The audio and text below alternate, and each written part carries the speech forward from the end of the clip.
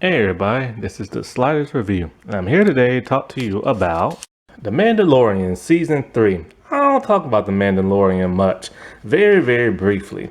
But if it wasn't for The Mandalorian, I would never have gotten into Star Wars to begin with. I was always more of a Star Trek fan growing up.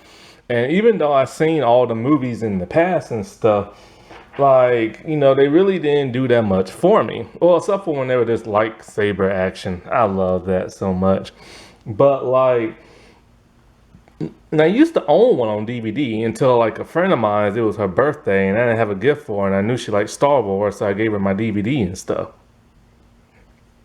But other than that, I was never really a huge fan until The Mandalorian came out. And I just thought it was the coolest thing I had ever saw. I love that whole space western vibe to it. I love his costume, especially his helmet. I remember soon after I watched it, I went online to see if I can buy his helmet. All I could find was some thin rubbery thing, and I did not buy that. I still want it though. And of course, who doesn't love little baby Goguru? But I still like calling him Baby Yoda and stuff. And because of that, I started getting a bit more interested in Star Wars lore. But for me, it's just I love action and I love lightsabers and stuff. A lot of the newer movies just don't do it for me. George Lucas prequel movies, I understand why a lot of fans do not like them and stuff. That was actually some of the first ones I started to watch. And I do like the third that came out. The one where Anakin finally turns into Darth Vader and stuff. But other than that, I don't know, man. It's just some of those newer ones, it's just what are you doing, man? I'm not even a huge Star Wars fan, and even I don't like them and stuff. But this show truly did get me hooked. I really like Din Djarin. He's a really cool guy. He's honorable. He has a creed. He has his own way of life. When he goes on missions, he only wants people he can trust. He had this disdain towards droids and stuff because what happened to him when he was young. And of course, who doesn't love Goguru and stuff, man? He's the cutest little thing ever. And I remember when this show first came out, well, no, they first started talking about it, fans were all like, oh, this is going to be terrible, just like the newer movies, and how dare they mess up the Mandalorian, and what about Boba Fett, and all this other stuff. Then this came out, and they shut their mouths. Which I saw the Boba Fett movie, not movie, but the TV show. I did not like that until the Mandalorian showed up. Then it got pretty cool. But it's weird because ever since I started liking this, I started watching more Star Wars stuff that come out, like the Obi-Wan Kenobi series, which is pretty all right. I don't want to watch Andor. I don't know. It just looks kind of boring, and I want lightsabers. And if it ain't got that, I don't care. If it doesn't have a Mandalorian in it, I don't care. But Boba Fett, man, why was that so boring? I don't understand. Good Lord. And I know the actor, he wants to come back as Boba Fett and redeem himself, but and I do want him to redeem himself. I mean, but good Lord, this is good new writer. But it took a long time for this stinking season to come out, man. It felt like it's been forever. And I do wonder if the behind the scenes drama is what really kept this from not being made for such a long time. That, and they keep trying to well, here's the thing that's interesting. Even though I think this is a pretty good season, I don't think it's great. It's not as great as the first two. It seems like with this show and how popular it is, because it is getting a fourth season, because in development, this show seems to be a stepping off point to trying to make sequels and everything and spin-off series. because we're already getting the Ahsoka series that's coming out. My Disney Plus is gonna run out by the time that comes out. That sucks. I really want to see that so bad, but it just seems like this show is just like a stepping off point in everything with the Boba Fett series, the like Ahsoka, and it's just why can't this show just like be its thing? I hate when they add like these backdoor pilot type things because even though I think it's a pretty good season, there are 2 episodes that just piss me off. And those 2 episodes are the ones that are like major filler. And I forget the name. I think one's called The Convert. I think it's the one where these 2 characters show up. I don't care for them. Like, I was like watching them, like, okay, there's Bo-Katan, there's not Bobo, I'm getting the names messed up. There's the Mandalorian, and then all of a sudden, it just goes into these 2 characters for a very long time. And I'm just kind of like, why the heck do I care? I mean, I'm like, what is this going to be? Is it going to be like a spin-off series or something? Is this like a backdoor pilot or something? I don't care. Like, the guy always plays a villain in every show I see. And that lady was in Ant-Man 3, and she was barely in it. And I don't care. I get it. They're both former bad guys. One tried to redeem himself, and the other one still is a bad person. But I don't care. I really, really don't care. And I just felt like this was just like a pointless episode. Unless it's setting up something more that I don't understand. Because, I'm not that big into Star Wars and stuff. Then the other episode that pissed me off was the one with like all the famous people. Lizzo, Jack Black, and what's his name? Christopher. Crap, dude, it's been a long time. I don't ever call him that. I always call him Doc. I want to say Christopher Lambert. No. What's his name? Back to the Future dude, Uncle Fester. Crap. Anyway, but I will say this. It was great to see the Doc again. You know what I'm saying? I mean, who doesn't love him, man? Like, Back to the Future, the Addams family. But man, he's gotten so much older now. He's actually starting to look like Uncle Fester. Instead of all that prosthetics, he's actually starting to look like him and stuff. But it's always great to hear his voice. I wish he was in it more. Jack Black is just Jack Black. It's either you like him or you don't. He's all right, I guess. It's just that sometimes when he makes those annoying voices, they're just kind of annoying. I still love that man from the Second I Know What You Did Last Summer movie. That's the white Jamaican dude. And then there's Lizzo. I don't really know who she is. I know she's a rapper. And a lot of people seem to hate her only because of her size, which is really stupid. And people are starting to like really hurt her feelings online because of that. However, every time I always see her online, there's always something weird going on. Either she's half naked shaking her butt, or like she's playing 100-year-old flute or something like that. And, I get it. She loves Star Wars and she wanted to be in it and stuff. Just don't quit your day job, what exactly that is. I still don't really know because I don't really know who she is. Seriously, every time I always see her on the internet, she's shaking her butt or like, something else or something. I really don't know who she is. I never bothered to look up. I'm pretty sure she is a rapper. I just never listened to none of her stuff. But like, you know me, I take acting very seriously. And when I see these like wrestlers and models and singers and stuff try to act, I don't like that because, it's taking jobs from real actors. But I get it. She's a huge fan. It's a big opportunity and she really wanted to do it. Only problem is her acting's not very good and stuff. But at least it made her happy. So that's a good thing. You know what I'm saying? Because lately there's been a lot of famous people joining Star Wars as like cameos or small roles. Supporting roles. Tim Meadows was in here.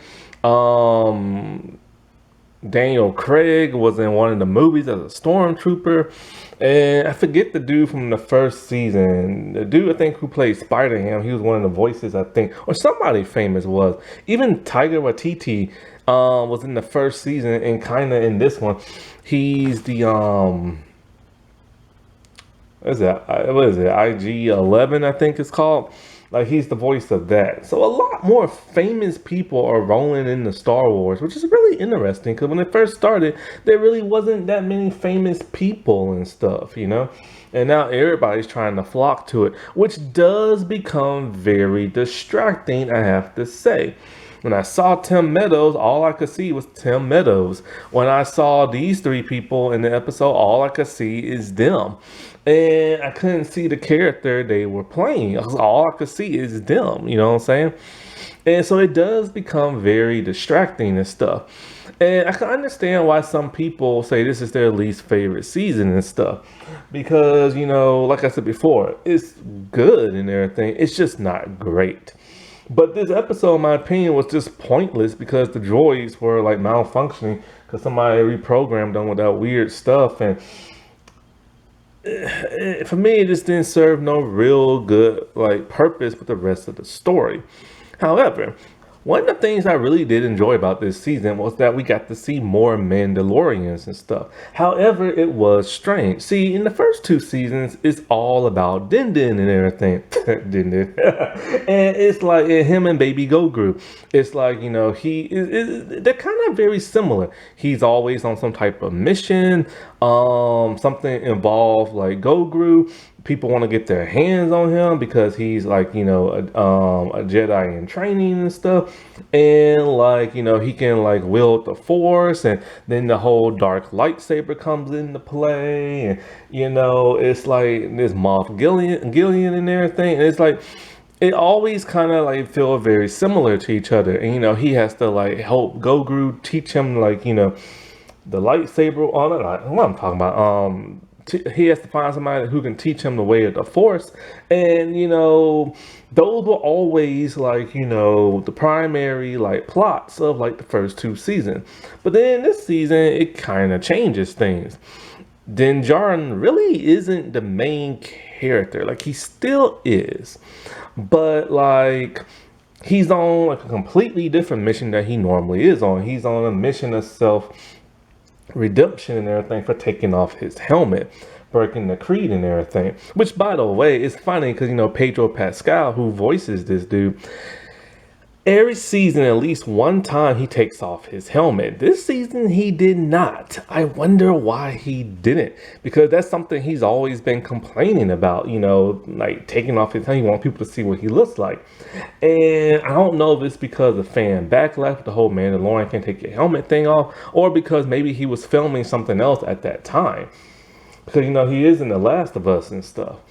And it's just so weird. Like his voice don't sound the same when he's doing his Mandalorian thing. When I first heard him in season 1, I'm all like, oh, I recognize that voice. Who is that?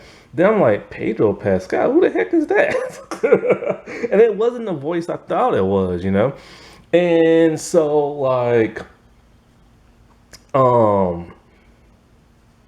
I think he does a really good job voice-wise and everything. And he does a good job acting-wise, like on The Last of Us and other projects he's been part of.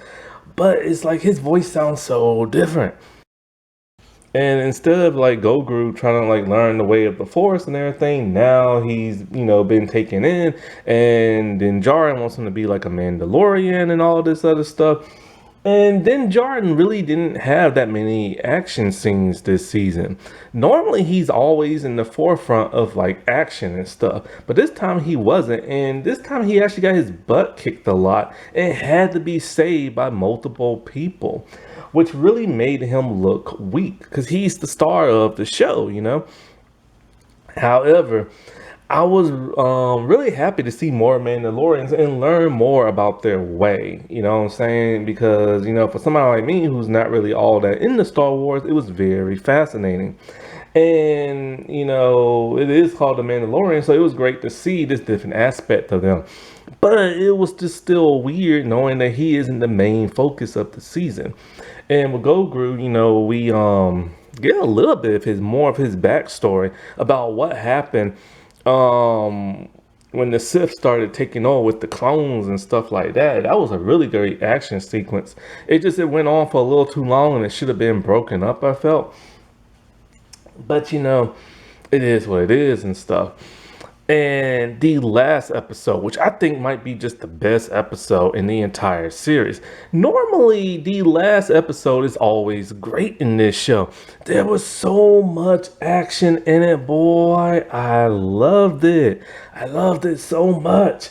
Like, it felt more like a Star Wars movie and everything, as opposed to like a show. And the graphics and the CGI was like perfect for just like a small screen type thing. It looked like it was big screen, like a movie type thing. So, they're really getting good with that CGI and stuff. It does make me now wonder what the fourth season's gonna be about. It feels like it's gonna be a little bland, but I hope not. Um, it is sad to see what happened to Moth, because I'm like, man, they could have got so much more out of that dude and stuff. And the dark lightsaber, rest in peace. And so, for the most part, the first couple of episodes, like the first three, pretty much just followed Din Djarin and Gogru, and he's trying to redeem himself. He's trying to find Mandalore. It's been like was taken over and stuff like that, and he speaks with Boba Katan. I cannot say these people's name. And like, she's really cool. It's really cool that Katie Satinoff got to voice her in the animated stuff and got to play her in real life. And she's all depressed, she lost the dark lightsaber and this and that. And so he goes on his own and, he's like attacked and, they're like these pirates. Because he goes to find that Grief Cardin and everything, because he's on a mission and he needs somebody he can trust, and he wants the droid from season 1. He wants IG-11 and stuff. Only problem is he's now been turned into a statue. Reprogramming doesn't really work that well, because he goes back to his original programming of trying to like capture or kill that of Gogru. So he has to find some spare parts, which takes him back to that really zany woman. And so she gives him like, R5D4 and stuff. And it's really cool because, like a little blue and around her head, memories and stuff, And so like, it is interesting with the whole creed of the Mandalorian. They can't take their helmets off for nobody and stuff. And you just take it off and you're like banished. And it's just kind of like, man, chill. You know what I'm saying? And like, even when they eat, they can't eat around each other. They have to go like, in a place by themselves and like take off their helmets then. And it's kind of like, it's weird because they have this brother, like sister, like kinship, but yet they don't spend time with each other around the table, talk and eat and stuff like that, And so it's just kind of like an interesting, odd kind of creep. Anyways, Gogru gets her, and she saves his life because he's drowning and everything. And there she sees that beast in the water. I forget what it's called. And this is something very important to the Mandalorians, which the armorer thinks that, oh, he must have had like a vision. But she's like, no, I saw it. It was kind of interesting that she didn't want to tell nobody she saw the beast. I always assumed Bo-Katan was gonna like betray everybody. I just had that kind of weird feeling. Whenever she put her helmet on and she didn't take it off, I don't know, man. She had like this suspicious like vibe to her. But no, she turned out to be A-okay and everything. So much that like, when they were back on like that planet and that boy got captured by that giant like pterodactyl looking thing. Like, she helped save that dude's son, which was a great thing because, then he knew he could trust her and stuff and not judge her for, like, taking off her helmet in, like, the past and stuff like that. Because even though she came back and she went through the waters and she's been redeemed, a lot of people still wasn't feeling her. And that was great writing to have her, like, save that boy's life. Yeah, it would have been nice if the dad would have saved him, but, hey, she had to, like, redeem herself in the eyes of her fellow like kinship people, you know. And so like it gets to the point where she leads like, the rest of the Mandalorians in the battle because she wields that of the dark lightsaber, which Din Djarin gave her back. It's interesting when Din Djarin fought with the lightsaber, he could barely swing it, like it was so heavy. However, she was managed to able to swing it with ease. And I've always heard like fans in the past say like, in the older Star Wars movies, they always assume in order to wield a lightsaber, you have to have like the Force. If not, it's kind of difficult to hold and everything. But then, of course, in the prequel movies, people are just swinging that thing left and right like really fast, you know. And she's not like a Jedi or nothing, and don't know the ways of the Force, but she's able to wield it pretty good. And it's interesting when it comes to Grogu because it's like he's technically supposed to be a Jedi and everything. And I remember people thought that he might turn Sith because, of course, he wasn't in none of the other movies and stuff.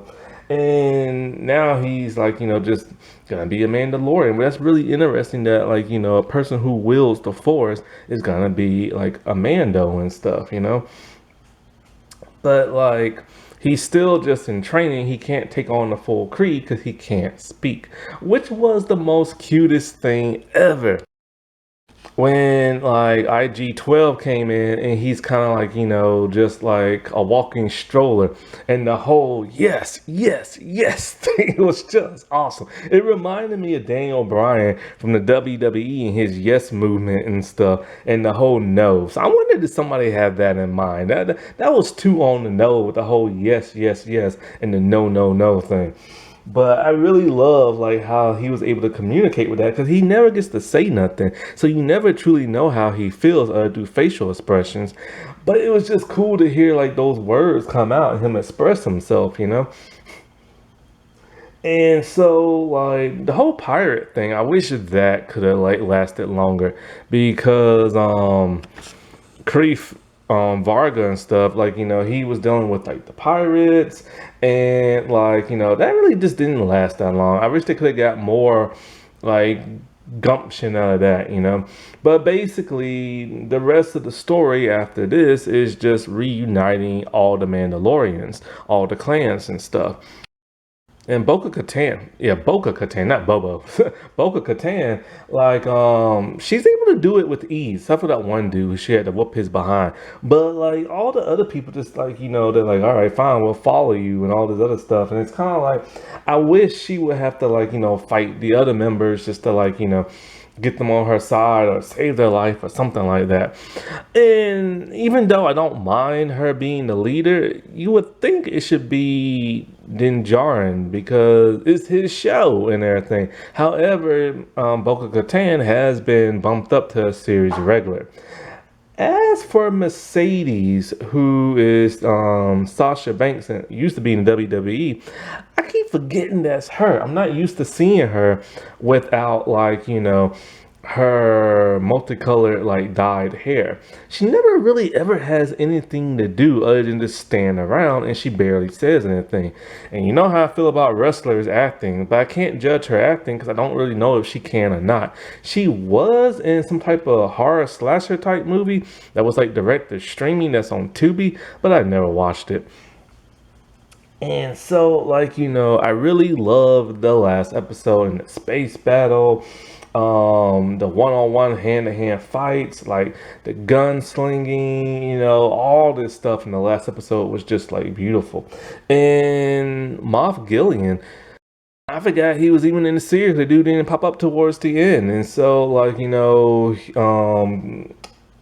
he escaped and everything, and he's been cloning himself so that his clones can like wield the Force and like all this other stuff, which his clones got taken out pretty quickly. It would have been nice for them to be activated and start to fight Din Djarin, but just Moff Gideon on his own whooping the behind out of all of them was great. And the way he died, is he really dead? I mean, come on, you know what I'm saying?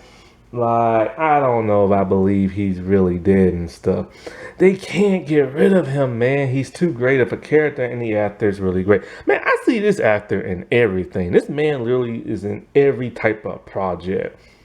And so, it ends with like, then like adopting that Go group, making him his apprentice and stuff like that. Like, it's really cool to see that father-son aspect in Star Wars. It's never really been done before because they always been at odds with each other or been abandoned and stuff.